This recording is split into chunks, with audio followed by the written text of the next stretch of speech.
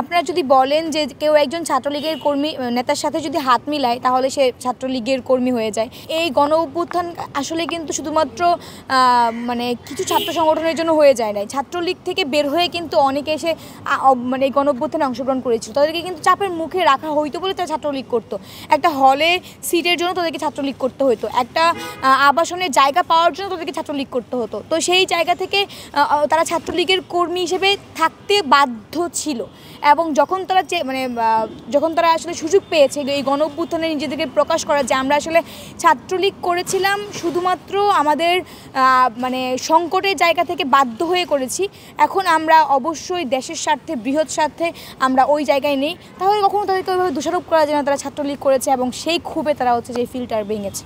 আসলে আমরা কিন্তু যখন গণতান্ত্রিক ছাত্র সংসদ গঠন হয় 26শে ফেব্রুয়ারি, এর আগে কিন্তু অনেক যাচাই বাছাই চলেছে, কিন্তু যেহেতু শিবিরের একটা মানে বলা যায় যে ক্যারেক্টারিস্টিক্সের মধ্যেই পরিণত হয়েছে যে তারা বিভিন্ন দলের মধ্যে ঢুকে থাকে, তাদের মানে একটা বলা যায় যে একটা বৈশিষ্ট্য। সেই জায়গায় ধরেন যে কয়েকদিন আগে দেখলেন যে দল থেকে বহিষ্কার হয়েছে। বাংলাদেশ ছাত্রলীগের দপ্তর সম্পাদক ঢাকা বিশ্ববিদ্যালয়ের একজন শিবির কর্মী ছিল, এবং আমরা রিসেন্টলি অনেক ইস্যুতে দেখলাম যে শিবির বিভিন্ন জায়গায় ছিল এবং দলেরও একজন বহিষ্কৃত হয়েছে শিবিরের কর্মী হিসেবে।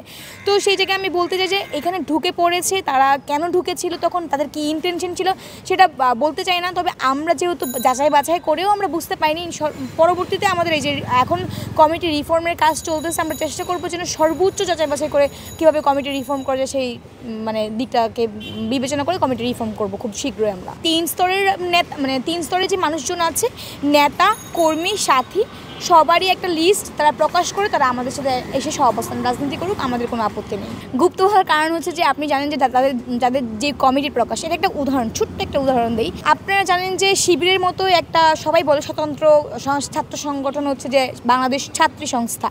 তো বাংলাদেশ ছাত্রী সংস্থা কিছুদিন আগে কিন্তু আত্মপ্রকাশ করেছে। তো আত্মপ্রকাশ করার সময় তারা কী করলো, 2 জনের একজন নাম লিস্ট প্রকাশ করলো। কী করলো, মাত্র সভাপতি আর সেক্রেটারির নাম প্রকাশ করেছে। আচ্ছা, ওরা কি শুধু সভাপতি সেক্রেটারি আছে, না আরও অনেকেই আছে? তাহলে ওরা গুপ্ত না কেন? কেন বলবো না আমরা গুপ্ত? দেখেন যে ওরা জাস্ট এটা ওদের এই প্রকাশের পরেই কিন্তু ওরা কী করেছে, আমাদের ঢাকা বিশ্ববিদ্যালয় 24-25 সেশনে যখন ভর্তি, সেই ভর্তির সময় তারা বুথ বসিয়েছে, এবং এই বুথ বসানোর পরে ওদের দেখলাম যে অনেক মেয়েরাই সেখানে কাজ করতেছে। আপুরা, আমরা অবশ্যই আপনাদেরকে ওয়ার্মলি ওয়েলকাম করি।